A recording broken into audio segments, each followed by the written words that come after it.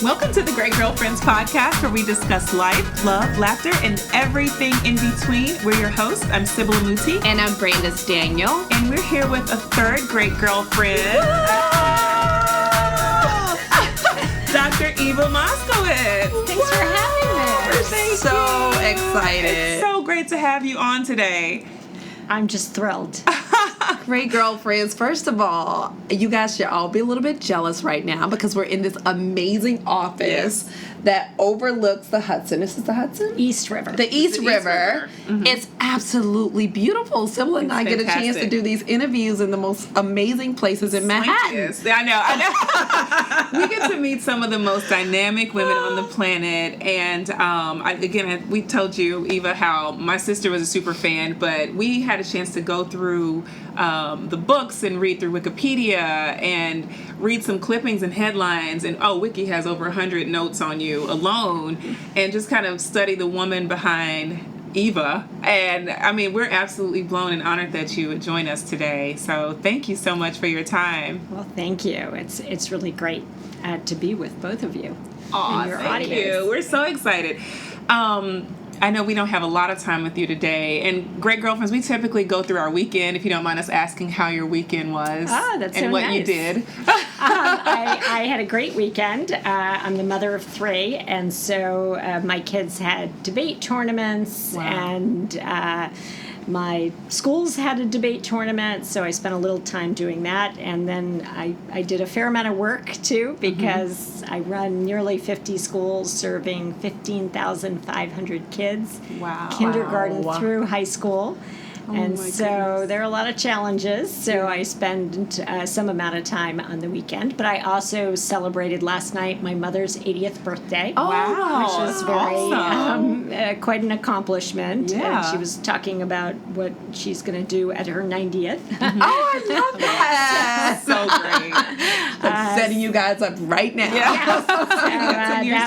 That was a lot of fun. And my mother actually is really an inspiration. She's accomplished herself, and she's always, both my parents always thought, I could be whatever I wanted to be. They always thought what I did was a little, I went into politics, and they thought, what is a nice girl like you doing going into politics? But they've always been very, very supportive. When I founded Success, they said to me, how are you going to start a school? It seemed very ambitious and overwhelming, but they've always been very, very supportive. So it was nice to spend Sunday evening with my mother and father and the kids on her 80th birthday. That is so great. That. Now, 3 kids. How old are your kids? My eldest is 19 and in college. My middle is 14, and my youngest is 13. So my 2 youngest ones are in high school, actually. Wow. Okay, so 1 year apart. That's amazing. And amidst mothering and parenting children, you've also founded a school, a school system, rather, I should say, at the same time that you were building your family. Like, the timeline is sort of succinct in terms of the years that you've been in education and building your own career. We'll dive into that part, because all of our listeners are probably going, how in the world could she possibly balance all of these things and thrive? And it sounds like your kids are thriving, and your mom and dad are thriving, and you're thriving. So we're going to get into that in a second. But we always like to start out our interviews with asking you, or saying to you, there once was a girl named Eva. And then you tell us about that girl and how she became the woman who has, against all odds, sits here with us today. Well, there was once a girl who really felt, even at a young age, and I know this sounds a little strange, that there was a profound inequality in New York City, and that some kids got access to really great schools and other kids didn't. I personally grew up in Harlem, and all the kids I went to school with, we were in a pretty bad school. And I saw that my brother and I managed to survive that experience, mostly because my parents, who were teachers, kind of tutored us at home, and we got all this extra support. But the kids I went to school with were just as smart and just as capable as my brother and and they didn't end up in such great places. And I think, I don't know why or how, but as a child, I felt that was really fair, that education was supposed to be for everybody. It was supposed to be a level playing field where everybody could learn. And it was obvious at a young age that wasn't the case. I didn't know that I was going to devote my professional life, but I remember feeling that very strongly. What is wrong with our city and country that we would make it so unfair? Why shouldn't all kids learn to be great readers? Wow. So you carried that. Wow. I did. You carried that. And it sounds like it was a deeper passion for underserved in general, being able to see that there were inequalities or disadvantages that came along maybe with race or socioeconomic or neighborhood or those disadvantages, things that people would consider disadvantages in some cases. You saw that as an opportunity or a place for service. Yeah, I just have had a kind of consuming passion and interest in making sure that all kids get access to a world-class education. I didn't originally do it by opening my own schools. I became an elected official, and I thought, while I care about the environment and I care about healthcare and finances, I really ran for office because I was so passionate about great public schools. And I thought I could help to fix them. And it turned out, hundreds of hearings later, many years later, that it was really hard to fix schools that were not working. And, if you have a 5-year-old, you can't really wait a decade until the system improves. Your kid will be 15 years old by the time the improvements come. And so I eventually decided, you know what, I'm instead of trying to fix what's broken, what if I started something brand new? And I tried to get it right rather than fixing something that was broken. And so that's really how success started. Wow. Wow. When you decided to run for office, what was that decision like? Was that one of those things, ideas that came and you said, what? Or did you kind of plan it out? What was the process like for you, I guess, in terms of like making a firm decision to run? Well, my husband had worked kind of briefly in politics, and he's actually suggested it, and I thought, that is the craziest idea I have ever heard. I'm not wealthy, I'm not connected to the party infrastructure. How would I even go about running for office? But I was always interested in public policy, and my husband was making the point, Eric, my husband made the point that it's sort of one of the few professions where you don't actually need a degree. You have to get 50 plus 1 vote, and if you do that, then you... so I kind of educated myself, well, how do you get on the ballot, and how do you raise money, and how do you do all these things? And I ran in 1997. It was the closest race in the city of New York, but I lost. And that was a little devastating. When you generally don't succeed in life, not everybody knows. But when you lose an election, you get on the subway. Weren't you that candidate that lost? It's a very public kind of defeat. And then I was debating whether the seat came open after I lost, but by that point I had a 8-month-old.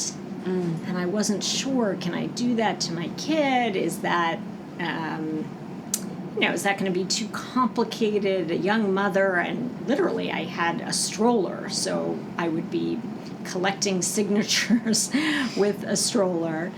And again, Eric, my husband, sort of encouraged me, even as a young mother, that I should sort of try it. And then in 1999, 9, I won the election. Wow. My oldest son, who is kind of over there in the picture framed, he learned to walk in my campaign headquarters. Wow. We all saw him. That's beautiful. Wow.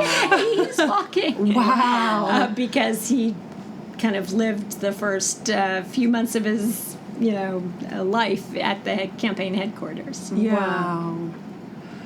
So you say to yourself at some point in your career, I don't like what I see, so I'm going to start an entire system. Or I'll start with one, but I'm going to start something that is different, that will make the difference in children's lives and will influence legacy for people. What gives you the courage to do that? That's a very bold move, to make as an educator. What do you think gave you the will? Well, I think it does take sort of daily courage to kind of not give up, but it's not a big leap forward when you feel the problem so urgently. It was sort of like, well, what else are we going to do? Just let generations of kids continue to not have fairness and equality and so forth. So it didn't take a lot of courage in that sense because I was so compelled. I think what took some amount of courage is to keep going after all the setbacks. And, it's very difficult. And truth be told, I didn't really know what I was doing when I started. And I had to, learn a lot of lessons and sort of one step forward, 2 steps backwards. It was hard to figure out. We currently, right now, today, we are the 7th largest school district in the state of New York. Wow. That's fantastic. So we're big. Not in the city. Yeah. In the full In the state. whole state. Wow. And we're number 1 in student achievement in all of wow. the state of New York. Congratulations. So it's very, very satisfying and to know that there are 15,500 kids and families in the city of New York who have access to this great set of schools. Now, of course, what makes me sad is that we had 17,000 families apply for our random lottery. You get in by random lottery. And we sent 14,000 parents home empty-handed.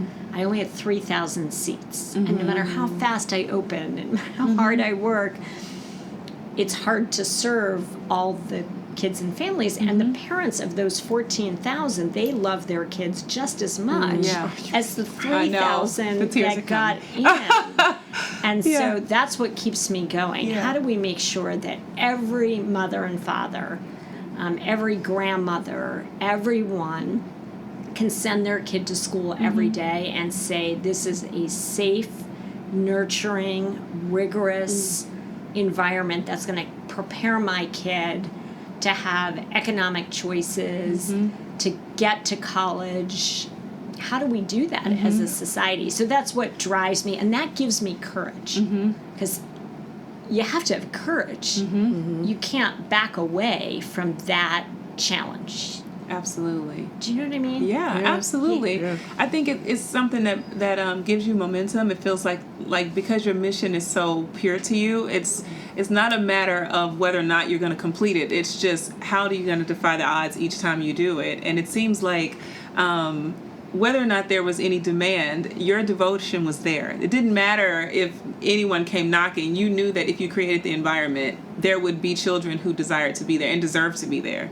And I think that's one of those things that level sets, and it's so important, I think, for our listeners to understand why it matters so much, that purpose that you feel in your heart. Absolutely. And that you have the devotion to pursue it and be relentless, whether or not the doors are opening or you're kicking them down, just to know that you have it.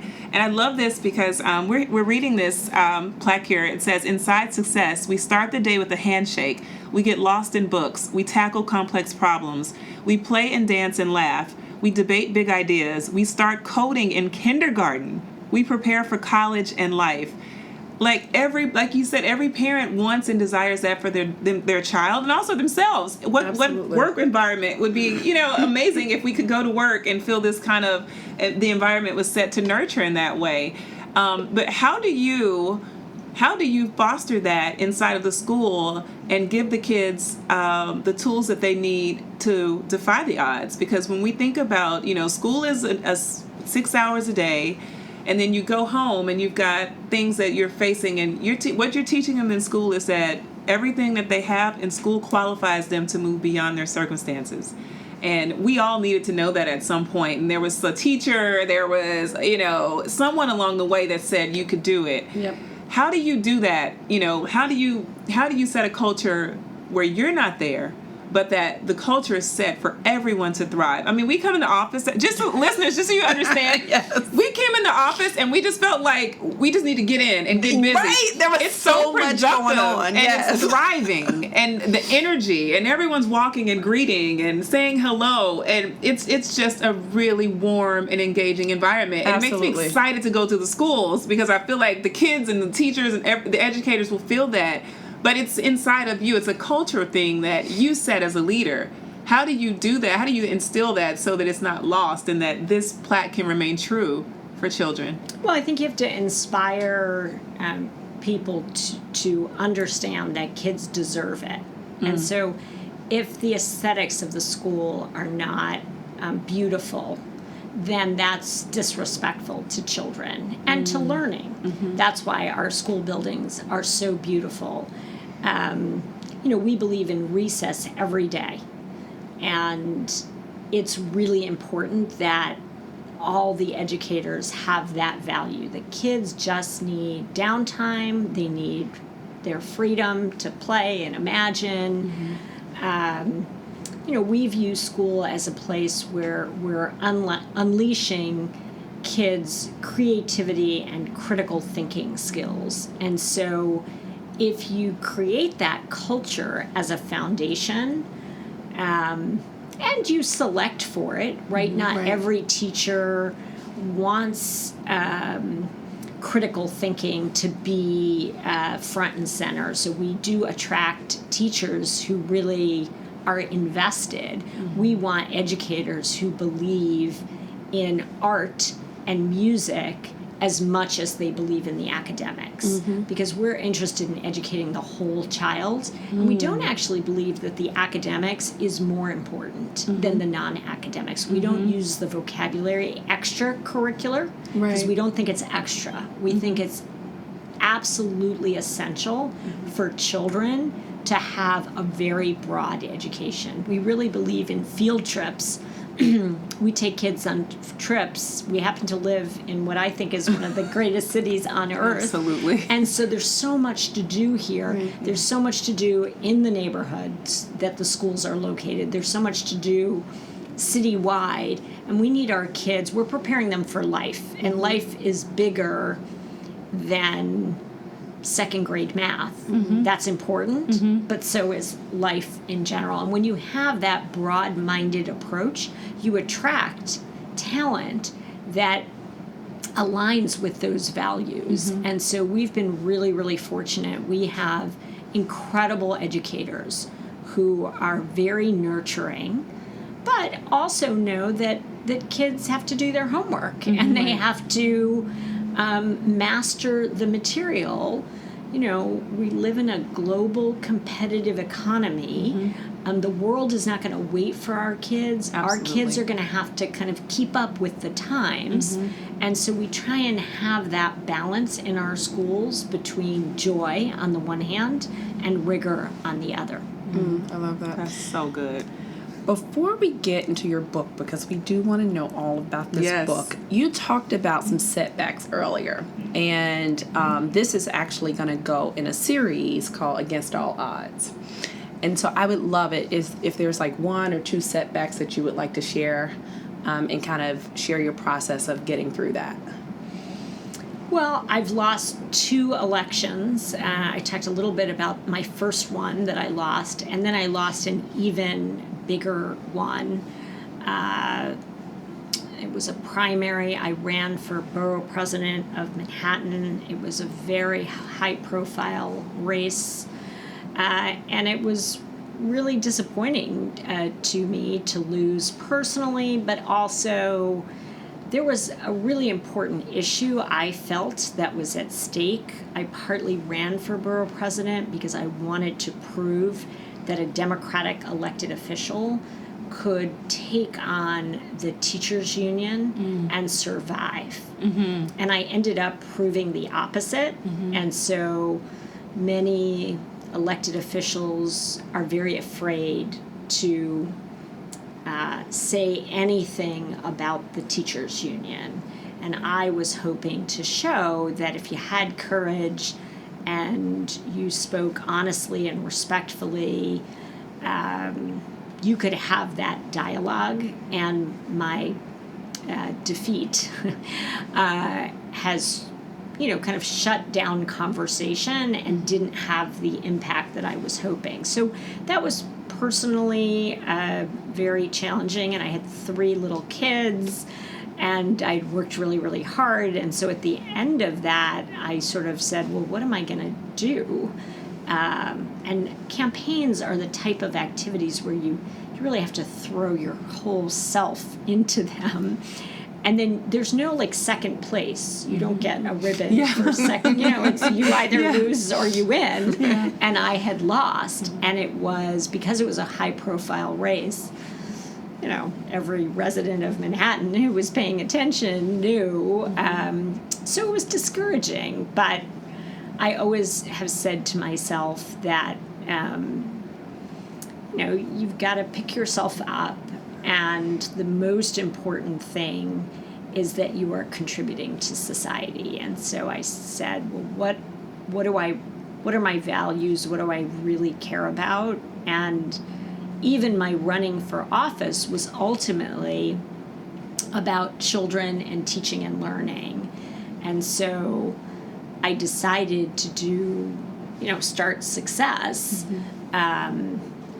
And I think in some ways I've been able to have a bigger impact. And so, life works out in strange ways. And I think you have to be open to the circuitous routes that life takes you on. And so, now, of course, I wouldn't have it any other way. But at the time, it seemed like a very big public defeat. And those are the most challenging, for sure. Absolutely. For sure. I'm trying to hold myself back, but I want to, with Success Academy, the times when you thought, this is Success Academy, but I don't feel so successful. Were there times when you said, I know I started Success Academy, but I don't feel so successful right now? Yes, more times than I can. We have time. You need a few days of interviewing for me to do that. I'll never forget when I started.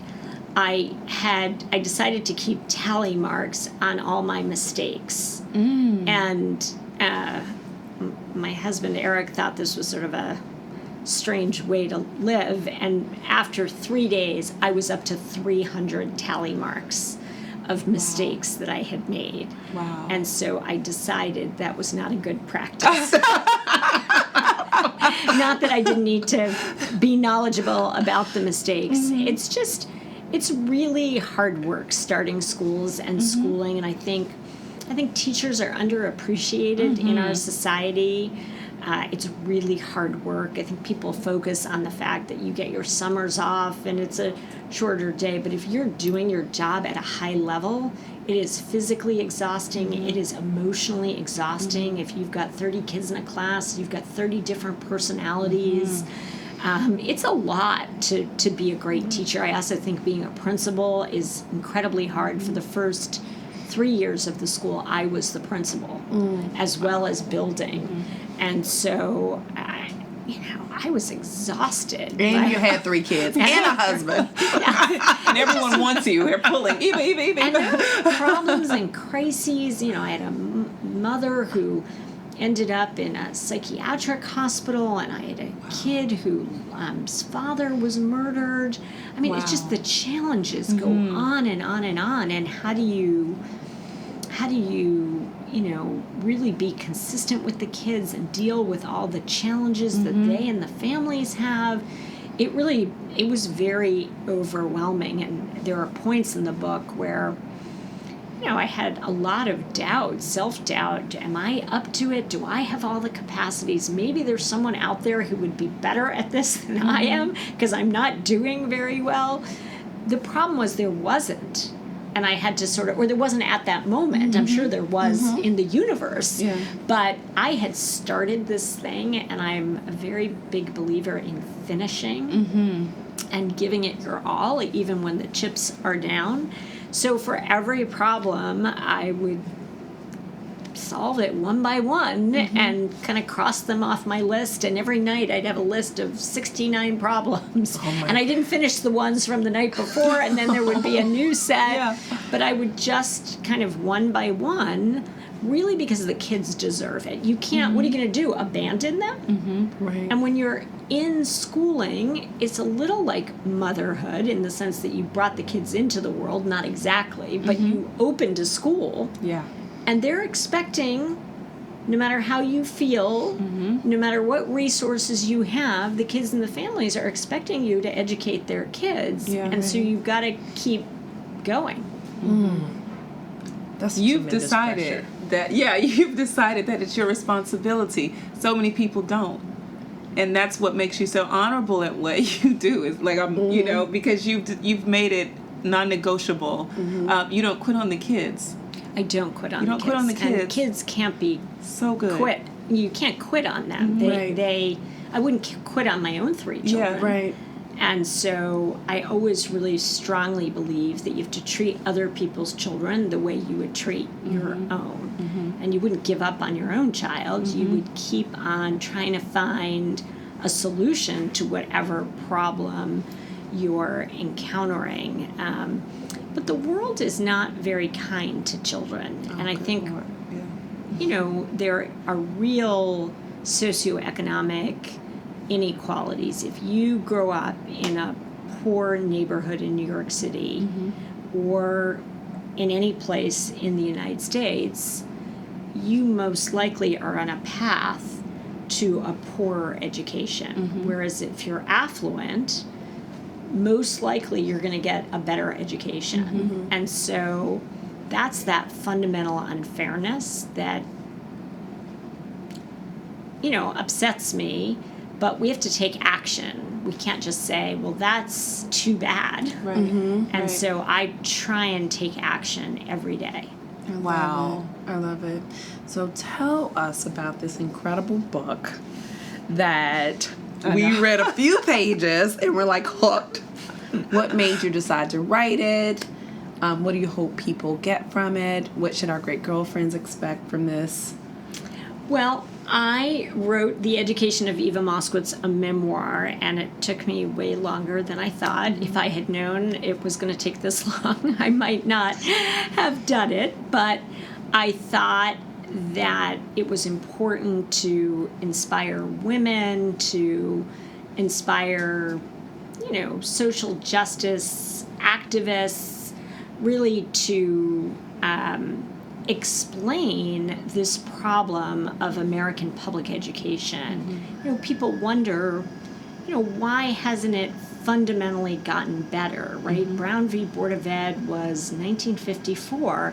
How could we still have schools that are this segregated? I hope the book provides some insight into how kind of broken and hard to change the system is. And not that there aren't really good people in the system. It's not about the individuals. There are really caring, talented people in the system. But it doesn't work for our poorest kids and families.